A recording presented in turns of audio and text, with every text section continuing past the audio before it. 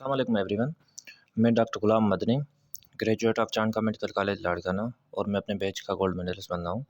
मैंने आज स्टार्ट की है 11th क्लास की बायोलॉजी और मैं सबसे पहला चैप्टर जो पढ़ाऊँगा वो है सर्कुलेशन का। तो सबसे पहला क्वेश्चन ये आता है कि सर्कुलेटरी सिस्टम की नीड पड़ी क्यों? यूनिसेलुलर ऑर्गेनिज़म की बात की जाए तो यूनिसेलुलर ऑर्गेनिज़म जिनका एक सेल होता है, उनका एनवायरनमेंट उन सेल के साथ ही होता है, जिसकी वजह से उनका जो फूड होता है, जो वेस्ट मटेरियल्स होते हैं, वो सारे डिफ्यूजन के ज़रिए ही आपस में एक्सचेंज हो जाते हैं। लेकिन अगर हम बात करें मल्टी सेलुलर ऑर्गेनिज़म्स की, तो वहाँ पे एक ऐसे सिस्टम की नीड पड़ रही थी जो कि दूर-दूर चीज़ें लेकर जाए। क्योंकि अगर हम ह्यूमन का एग्ज़ाम्पल लें, तो जब ऑक्सीजन जो कि लंग्स की जगह पे आ रही होती है, वो ब्रेन को भी नीड होती है जिसकी, और अगर फुट की लेवल पे देखा जाए तो वहाँ पे भी नीड होती है। तो ये ऑक्सीजन वहाँ तक कैसे पहुँचे? कोई ना कोई ट्रांसपोर्ट वाला सिस्टम हो। तो अल्लाह पाक ने इंसानों में और दूसरे जानवरों में एक ऐसा सिस्टम पैदा किया, जिसके ज़रिए चीज़ें एक जगह से लेके दूसरी जगह तक आसानी से जा सकती हैं। उस सिस्टम को हम बोलते हैं सर्कुलेटरी सिस्टम। अब सर्कुलेटरी सिस्टम के 2 टाइप्स होते हैं एनिमल्स में, अगर हम देखा जाए ओवरऑल तो, एक ओपन और दूसरा क्लोज़ सर्कुलेटरी सिस्टम। ये ओपन और क्लोज़ सर्कुलेटरी सिस्टम जो है, ये 2 चीज़ों के बेसिस पे, मतलब एक चीज़ है इम्पोर्टेंट, उसके बेसिस पे जो है ना इसको क्लासिफ़ाई किया गया है। मैं आपको समझाने के लिए एक आसान तरीका बताता हूँ कि अगर ह्यूमन का एग्ज़ाम्पल लिया जाए या दूसरे ऑर्गेनिज़म्स का एग्ज़ाम्पल लिया जाए, तो 2 किस्म के फ्लूइड होते हैं। एक होता है इंट्रासेल्युलर फ्लूइड जो कि सेल के अंदर होता है, दूसरा होता है एक्स्ट्रा सेलुलर फ्लूइड जो कि सेल के बाहर होता है। अब जो एक्स्ट्रा सेलुलर फ्लूइड होता है वो ऑर्गेनिज्म में 2 फॉर्म में होता है, एक ब्लड के फॉर्म में, दूसरा इंटरस्टिशियल फ्लूइड के फॉर्म में, जो कि आगे जाके लिम्फ बनाता है।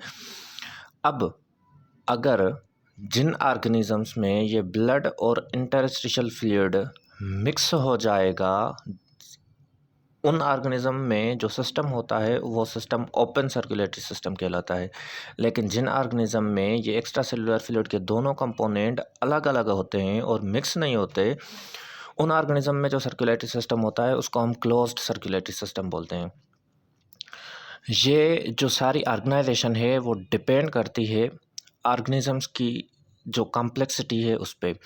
जैसे-जैसे ऑर्गेनिज़्म कॉम्प्लेक्स होते जाते हैं, उनमें सिस्टम भी अच्छा-अच्छा बनता जाता है। जैसे अगर हम देखें तो अगर हम आर्थ्रोपोड्स की बात करें और मोलस्कस की बात करें तो उनमें इतना डेवलप नहीं होता, और अगर हम मैमल्स की बात करें तो उनमें फुली डेवलप होता है, और अगर हम ह्यूमन की बात करें तो वहाँ पे तो सबसे मतलब वेल ऑर्गेनाइज्ड सिस्टम डेवलप होता है, सर्कुलेटरी सिस्टम। अब हम बात करते हैं ओपन सर्कुलेटरी सिस्टम की, जो कि आर्थ्रोपोड्स और मोस्ट मोलस्कस में होता है। मैंने पहले भी ये बात बताई कि ये जो क्लासिफिकेशन है ये एक्स्ट्रा सेलुलर फ्लूइड के कंपोजिशन के बेसिस पे क्लासिफिकेशन है। अगर ब्लड और इंटरस्टिशियल फ्लूइड आपस में मिक्स हो रहे हैं तो उस सर्कुलेटरी सिस्टम को हम बोलेंगे ओपन सर्कुलेटरी सिस्टम।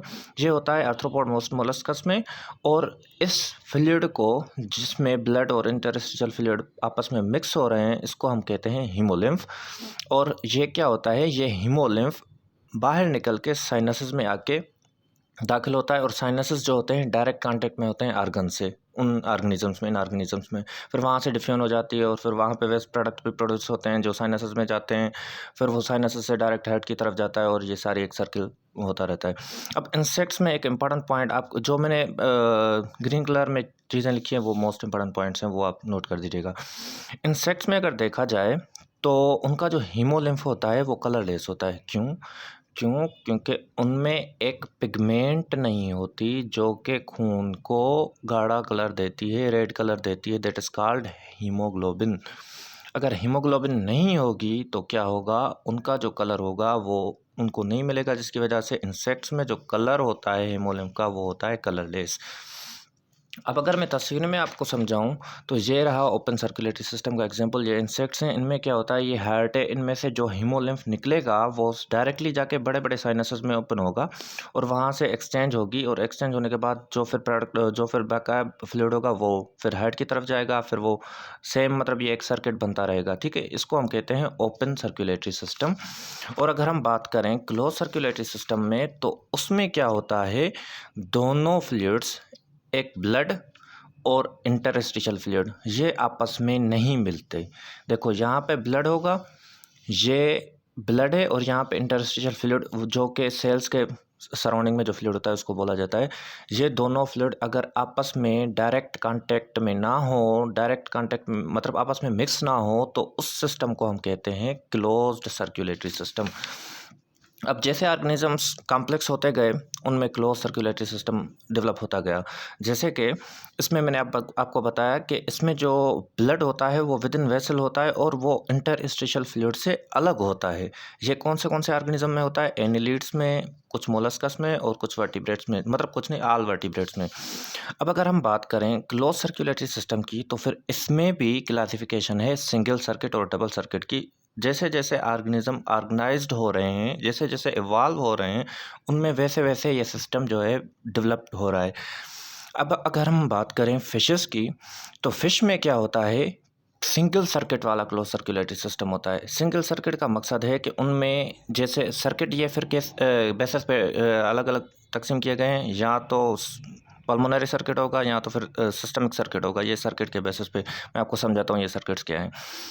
अब फ़िश की अगर बात करें, तो फ़िश का जो सर्कुलेटरी सिस्टम है वो ऐसे होता है, उनमें एक एट्रियम होता है और एक वेंट्रिकल होता है। क्या होता है? डीऑक्सीजनेटेड ब्लड जो होता है वो यहाँ से आके साइनस विनोसस के थ्रू राइट एट्रियम, मतलब एक ही जो उनका एट्रियम है उसमें इंटर होता है, उसके बाद जाता है वेंट्रिकल में और उसके बाद कोनस आर्टेरियोसस के ज़रिए, एआर्टा के ज़रिए फिर बॉडी में चला जाता है और फिर वो बॉडी से फिर ऐसे ही डीऑक्सीजनेट होके आ जाता है। तो मतलब उनमें एक एट्रियम और एक वेंट्रिकल है और मतलब ये एक ही सर्किट है, मतलब इसमें दो सर्किट्स नहीं है, एक ही सर्किट है जिसमें से ब्लड को क्रॉस करना पड़ रहा है। अब अगर हम बात करें डबल सर्किट वालों की, तो डबल सर्किट्स फिर जो होता है वो एम्फीबियन से लेके मैमल्स तक जो भी ऑर्गेनिजम्स हैं उनमें डबल सर्किट होता है। डबल सर्किट का मकसद है उनमें दो सिस्टम होंगे, एक सिस्टमिक सर्किट, दूसरा पल्मोनरी सर्किट। अब अगर हम एम्फीबियंस और मोस्ट ऑफ द रेप्टाइल्स की बात करें, तो उनमें फिर जो हार्ट है वो उसमें 3 चेम्बर्स होते हैं। जैसे फिश में 2 चेम्बर्स थे, अब इनमें रेप्टाइल्स में क्या होता है और एम्फीबियंस में मोस्ट में 3 चेम्बर वाली हार्ट होती है। अब 3 चेम्बर वाली हार्ट होती है तो इनिशियली क्या होता है कि ये देखें 2 एट्रिया हैं, इन दोनों एट्रियाज़ में तो ब्लड सेपरेटेड होता है, लेकिन जब वेंट्रिकल में जाता है तो वो ब्लड आपस में मिक्स हो जाता है, डीऑक्सीजनेटेड और ऑक्सीजनेटेड। तो इस टाइप ऑफ सर्किट को हम बोलते हैं इनकम्प्लीट डबल सर्किट, जो कि मोस्टली एम्फीबियंस और मोस्ट ऑफ द रेप्टाइल्स में मौजूद होता है। अब अगर हम बात करें क्रोकोडाइल्स की, बर्ड्स की और मैमल्स की, जिसमें हम ह्यूमंस भी आ जाते हैं, उनकी जो हार्ट होती है वो 4 चैम्बर्स की बनी हुई होती है, 2 एट्रिया और 2 वेंट्रिकल। तो उनमें क्या है कि जो सर्किट्स हैं सिस्टमिक और पल्मोनरी सर्किट, ये सेपरेट हैं, मतलब ऑक्सीजनेटेड और डीऑक्सीजनेटेड ब्लड आपस में नहीं मिलता। इसकी वजह से ये नाम दे रहे हैं सिस्टमिक और पल्मोनरी सर्किट, क्योंकि इनमें ऑक्सीजनेटेड और डीऑक्सीजनेटेड ब्लड आपस में नहीं मिलता। क्यों? क्योंकि 2 एट्रिया और 2 वेंट्रिकल हैं। जैसे ये मैं आपको तस्वीर में समझाऊँ, तो जो राइट साइड से आ रहा है, जैसे हमारी बॉडी में जो अगर ह्यूमन का एग्जांपल लिया जाए, तो राइट साइड पे जो डीऑक्सीजनेटेड ब्लड आ रहा है, वो डीऑक्सीजनेटेड ब्लड राइट एट्रियम में दाखिल होने के बाद वेंट्रिकल में दाखिल होता है, फिर उसके बाद लंग्स की तरफ जाता है ताकि ऑक्सीजनेट हो जाए, और फिर ऑक्सीजनेटेड वही ब्लड पल्मोनरी वेंस के थ्रू आता है लेफ़्ट एट्रियम में, लेफ़्ट एट्रियम से लेफ़्ट वेंट्रिकल में, और उसके बाद फिर जो है एआर्टा और दूसरी जो ब्लड वेसल्स हैं उसमें चला जाता है। तो ये एक 2 सर्किट बन गए, इसमें ऑक्सीजनेटेड और डीऑक्सीजनेटेड ब्लड आपस में नहीं मिल रहे हैं। इसकी वजह से इसको बोला जाता है कंप्लीट डबल सर्किट सर्कुलेशन, जो कि एक एग्जांपल है क्लोज्ड सर्कुलेटरी सिस्टम का। कोई भी क्वेश्चन हो आप पूछ सकते हैं, और काइंडली मेरे चैनल को सब्सक्राइब करें। Thank you.